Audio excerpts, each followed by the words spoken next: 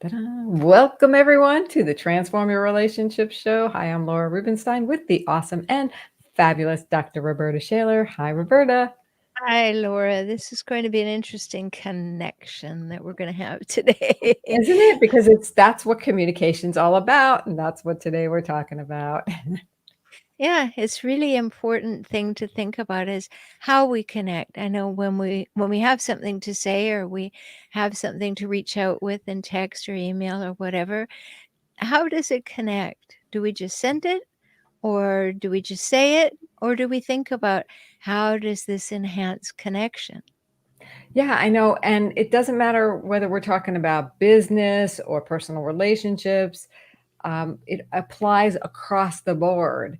And when we think about connection, what really makes for a good connection when you're communicating, right? That's what we want. What are these aspects we want to dive into? Yes, well, connecting means first of all that we've thought about the other human. So that's an important piece because sometimes we just send out something because we want to. So Yeah, when it's intentional to connect, how is it going to land with the other person? Do we yeah. actually have them in mind or we just say, I'm shooting you an email off the hip, and I'm not thinking about you at all, really. I just want you to have this information. And then we can get into talking about all the ways that this is used in ways that infuriate us because people are always sending us messages of, you really need to change your life and buy something from me that will do it. And that's not connection. No, that's pushing something on someone. They call that push marketing. It's just somebody's pushing feelings or thoughts or concepts on you. And, that's like, and when that happens in business, it's like gaslighting for business. It's like, I'm telling you that you're not good enough the way you are, and you need my product. So you're going to feel this way, that way, and the other way. Right. Yeah, exactly. And I find it extremely offensive. Yes. Because people don't segment their marketing, so they're just sending to the entire list that they have, assuming everybody is in exactly the same spot. And then, I got one the other day that said, you could make more money if you took the relationship coach certification program. Yeah. Like, They could make more money if they took your program. Right. but it was like, "You don't know who I am. Right. Apparently, you have not segmented your market at all, your list, because now you're suggesting that, A, I wanna make more money, B, what I have, um, which is significantly more than the average relationship coach, is not enough, and they know what I need." Right. And and so they're demonstrating that they don't know who I am, and that is not a good ploy.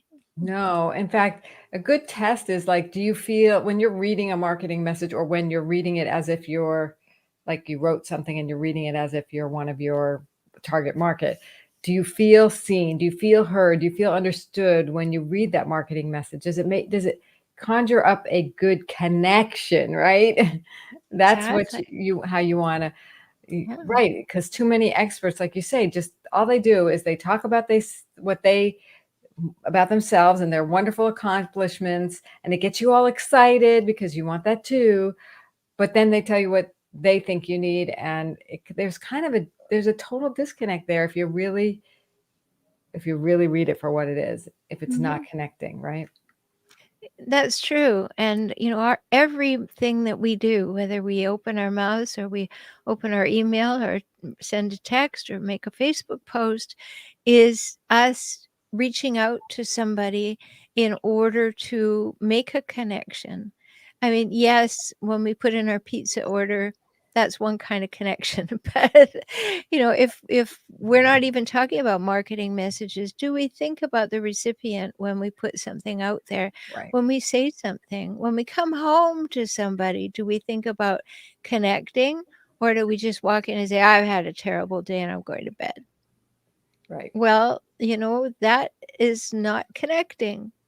I really think what you made me feel actually is when someone comes home, I like to, like my husband comes home, I like to have listen for the space. I don't know if that makes sense, but like he's walking in the door. Is there space to connect? Maybe he's not in a space to connect, like really listening for, like, hi. And then how is the other person saying hi even? Is there that sigh? Is there that hi? Or is there a big pause? You get a lot of information in that if you listen, and then you can respond that you've seen or heard them. Like even how they put down what they're carrying, Yes. the There's body so language, much. you know? They're communicating something that if you want to connect to it, you have to listen, right? You have to see, hear, and listen. See, hear, and feel, I guess, and understand. Seek to understand what you're seeing and hearing. And then you can respond to connect. And it goes two ways, of course. Well, I think what that also leads to is what I call transition time. Many times when I'm working with clients, I notice that they don't take any transition time. Mm. Humans, on the whole, don't, because they're running as fast as they can and they think that that equals success or trying hard or something, which I don't agree with. I don't think you should be running as fast as you can all the time. But transition time means that, you know, before you come in the door or you sit in the car before you come in and you purposefully leave behind where you've been and you change your mind to say, where am I going? Okay, I'm going in the house. So take your husband, for instance. I'm going in the house. I'm going to see my wife. I don't have anything I have to do tonight. This is really lovely. I'm looking forward to it. Now I have readied myself to move from one space to another. But we can also be that conscious that we do that. We're not just, okay, I left work and I'm running home and I haven't thought about it. And so we create transition time. Or you at home thinking, oh, my husband's coming home soon. Let me just stop and have a little think, what am I leaving behind in order to greet him? And I know I can almost hear eyes rolling as I say that, like, who does that? But if you really want to up your connection, you do that. And I remember, the guy who wrote the 5 love languages, Gary Smalley. It's a little cheesy, but at the same time, I love Gary doing Chapman. what? Gary Chapman. Gary Chapman. Yes. So at the same time, I love what he said. I love doing. It's kind of over the top, but it's in the same vein of seeing and hearing somebody and making them feel like you see and hear them by making a big deal when they come in the door, like, "Oh, you're home." Like, I'm so excited, like, and it also helps generate that energy to do what you just said, is to, like, transition from whatever your process was before you got together with your new person in the home or whatever. It's like, "Ah, you're here." It's Mhm. reminding me, like, "Oh, this person is a gift in my life. This person is really deserves, deserves my full attention, so I'm gonna generate that." Mhm. Yeah, and Maya Angelou said it beautifully. She said, "The greatest gift you could give someone is to lighten up when they come into the room." Right? So if you light up when somebody comes into the room, just by your face, you've giving them your full attention and you're happy to see them. That's received in a whole other way than a grunt and you keep reading your book, right?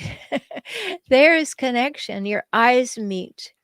Yes. I tell my clients that one of the important practices is if you want your relationship to have a great connection, is to take that time when someone comes into the home or someone's leaving the home to look at each other and say some words and have a hug so that it's conscious. I recognize that you are going out into the world and I'm not going to see you for a bit. And I want you to take that with you, that I recognize that. And the same when people come in. And, I can hear eyes rolling like, oh, who does that? But people who want their relationship to be really strong actually make their relationship a priority. And here's Yes. one of the ways you do it. And we're actually getting a lot of hearts and likes here. So thanks, Mo. Thanks for the hearts and likes, and Kimberly and Lisa.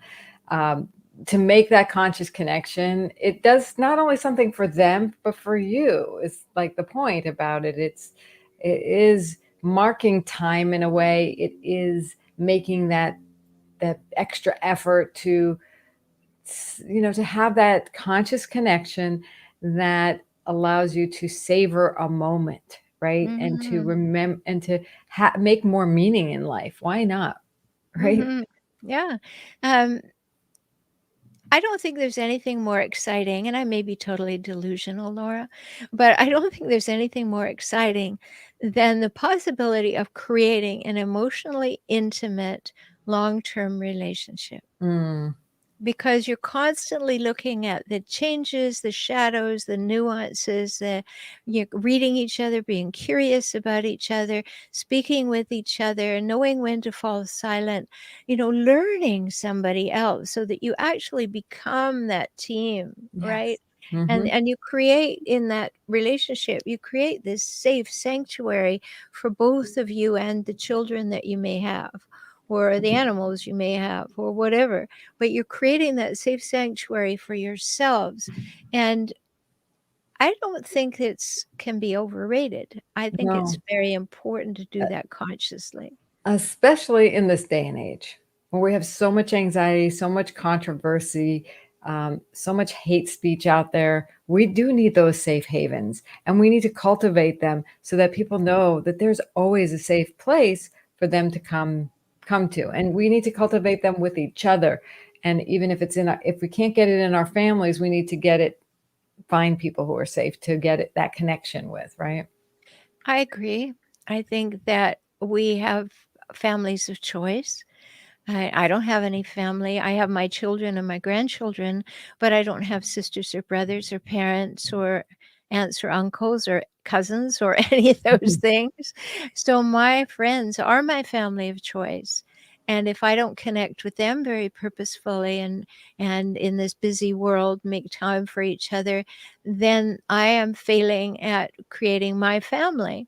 Mm. And that's important to me. You know, I this year, for the first time ever, I have 2 invitations to Thanksgiving, and that is the first time, like, ever since I've been in the United States. Well, Um, wait a minute, you've had an invitation. yes, I've had 1, but the first time I've had 2, I'm saying, Ah, right? very nice, very nice. Yes. So, like, that was a big moment, like, "Oh my goodness, 2 people want my presence on that same day." Very nice. This has changed, this has shifted, right? So creating family and making it a priority, because my friends are my family, going places, doing things with them, making it something that we really enjoy, including each other in our celebrations or whatever, it's important. And that conscious connection is made in those times. Yeah, and that's why I think, we have this human need to belong, and that's why this is important, that making this conscious connection, because it fills that need. It Yeah. makes the world feel like that safer, more connected, harmonious place where you can thrive. You can know that there is love out there, love for you. I mean, there's just nothing better than making that connection. Exactly, and knowing who those people are. I was thinking about it the other day. I have friends who are human. It's quite amazing, and sometimes they behave less than wonderfully. And and it's knowing that, "Okay, I know you. I know that that's not you. That's a little aberration. You're going through something," and it doesn't decrease the friendship, right? You get to that place where you know the person well enough to know that, yeah, that's not really who they are. They're just doing that because they're stressed or they're upset or they're thoughtless today, and it doesn't change the friendship. That's when you know that you've started to create conscious communications that really are leading to connection, right? And they're not just people to have someone to do something with. They are really people that you care about. And they may be having a bad day, and it's not like Yeah, it's going to go on and on as bad behavior type of thing and mm, impact you. So I know because you talk a lot about those kind of people. I do. Yeah, I talk about those people a lot. Yeah. So if And I somebody's never wanting to connect with you, it's all about themselves. They're just trying to push their thoughts or feelings on you. They're not creating connection. no, no, they have no intention of creating connection. They want to create domination or control or manipulation, and they call that connection, but it isn't connection. No. But somehow they have their finger wrapped around certain people. Um, and that the other people are connected to them, even though they're not getting their being seen or heard or understood. They're getting more of the negative attention. Well, they are, but they're longing for love and they're looking for it in the wrong place. Mm, And it's never available there, but you keep hoping. mm, And we have to give up hopeism in those cases and face reality. It's not going to be different. Yeah, I know you'd like it to be different. You've had moments when it was different, but it's not going to be different because that person is not going to be different. right. And coming to that reality is really hard one for some people. It's really hard to say, okay, really there's nobody home there, but I saw the windows open once or twice. Yeah. And so being able to create relationships that actually connect when you're in one that isn't is kind of the next step towards really getting out of that, or Yeah. getting at least substituting or having some outlet where someone does connect with you, Mhm. and focus your energies there if you can.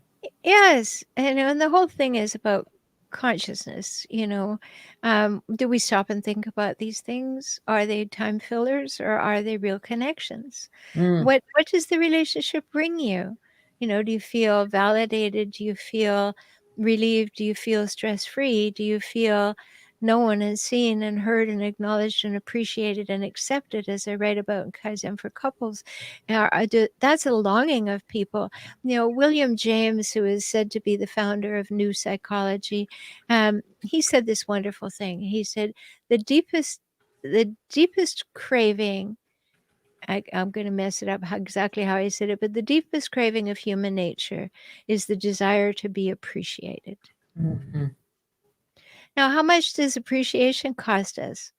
Nothing. I mean, to say thank you for doing that, or that felt really good when you did that, or I felt seen or known when you said that.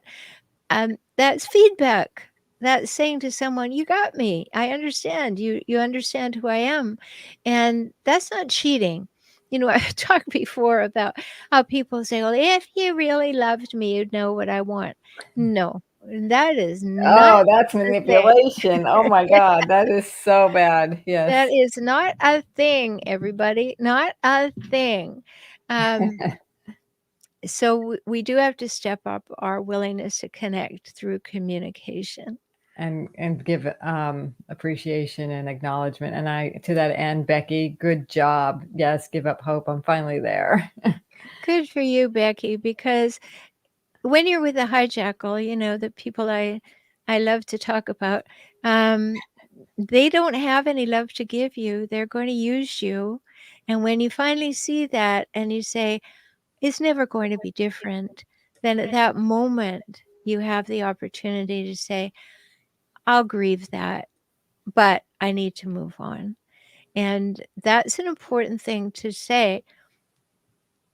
If somebody needs to go, they need to go. And maybe that's you that needs to go, but maybe that's them that needs to go out of your life. Just, release them.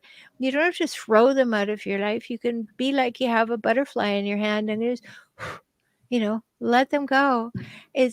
And I don't mean to make light of it by saying that, but it doesn't have to be anguish in the sense that, oh, I don't know if I can. I don't know if I can. It can be, no, I choose to. Like in last night's podcast, I was talking about um, the ways in which emotional blackmail plays out. And one of the empowering things that I talk about in Emerging Empowered, my membership community, is that when we say, I can't stand that anymore, I want people to say, oh no, I can withstand that. Like, I can withstand that. I can keep that at bay. I Mm. can have the power to keep that at bay. Not that I approve of it, not that I want more of it, not that I'm putting up with it or tolerating it, as you said, Laura, but I have the power to withstand that. I can be Teflon woman. I can let that fall off me. I do not need to take it like, "Oh, there it goes again." No, I can stand there and say, "Nah, slipping off me like Teflon," right? It doesn't impact me, doesn't push my buttons anymore. That's No. a sign of, evolution, shall we say, Yes, or, definitely.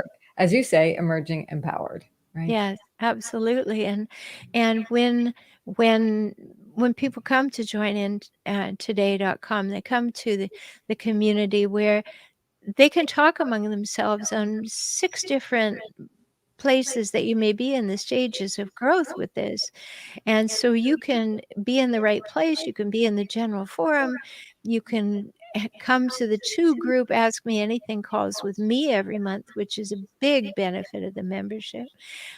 But it's being with people who know what you're going through. You're not alone. They can tell you how they felt. They can encourage you. They could walk behind you, walk in front of you, walk beside you. And it's a great place for that. And we need that. We need people who walk beside us when we're equal. We need people who walk ahead of us when we're fearful. And we need people who walk behind us to let us lead the way and shine. And that's what community does. No matter where we create it, whether it's one I created or whether you're creating it for yourself, that's what you want. You want people who encourage you, people who inspire you, people who can conspire with you, breathe together with you when things are not going so well, and people who have your back, Yeah, and so what I love about the community you've created is that's a step towards making conscious connections. right? Learn how to connect with others in a safe forum that you've put together. So that emerging empowered community is invaluable for people. Well, it certainly is going to be, and it's growing. Of course, it's fairly new, so it's growing. So as we get, more and more people, there's more and more discussion, and you can ask questions in there. I go in there and I answer people right in the forums, and you know, community is everything. Imagine living entirely alone with no connection, nobody to call, nobody to reach out to. Um, why would you impoverish yourself in that way? Now, you may have a fear of making connection. It maybe not has always been easy for you, but give yourself abundance. Reach out, have a few friends. A neighbor asked me the other day, "How do you meet all these women you have in your life?" I say, "Well, very purposefully. I know I need women in my life. I know I need women who are close. I know women who are, I could call at any time, women I'm connected to. Yes, I need all those people. And I'm particularly, from other women because we tend to build community and we want that connection. And everybody needs that. So do men. They need the same thing. We all Absolutely. We it's are human. good for the soul to have people we connect with. And Becky is very grateful for the friends she's gained too and the support. So Right. Good, nice. Thank Becky. you for sharing that, Becky. Really Yeah. appreciate you. Yes. Yeah. Yeah, it's important to have people who know you and know what you're going through. And in the case of the community, I've walked through it similarly. Because sometimes in my world, if you're dealing with a toxic person and you try to tell your friends who've never done it, they go, "Oh, it can't be that bad. You're making a mountain out of a molehill." Or, "Oh, don't talk to us about that again." Mm, And you wear your friends out because they don't understand. Well, go places that people understand you. Have friends who are on the same wavelength with you and make those connections, even if it requires some persistence. Because some people have enough friends, and then you want to be their friend, and you got to find time for that, and you have to be contributing something valuable to each other's life. So know that and do it. But also think about the people you have in your life. Are you actually consciously connecting with them? Because maybe Mm. there are some gems that you could also be mining at the same time. So how do you know if you're really communicating with someone? Well, they either ask you good questions or they demonstrate to you that they understood what you said, what you need, what you want, what you feel. So if your communication is a two-way street, it is not, we talk about I sent a communication. Well, if you look up the noun communication, it means you sent a letter, but no communicating naturally can be assumed. If you didn't get something back, you don't know where it landed. It's a two-way proposition here. Yes, absolutely. So we need to be communicating, not sending communications. I like that distinction. Checking in to make sure the communication was received is one way to find out if, like, can you tell me what you just heard? Or if Yeah. they feed that back to you naturally, that's really great. So sometimes you Mhm. have to ask for that.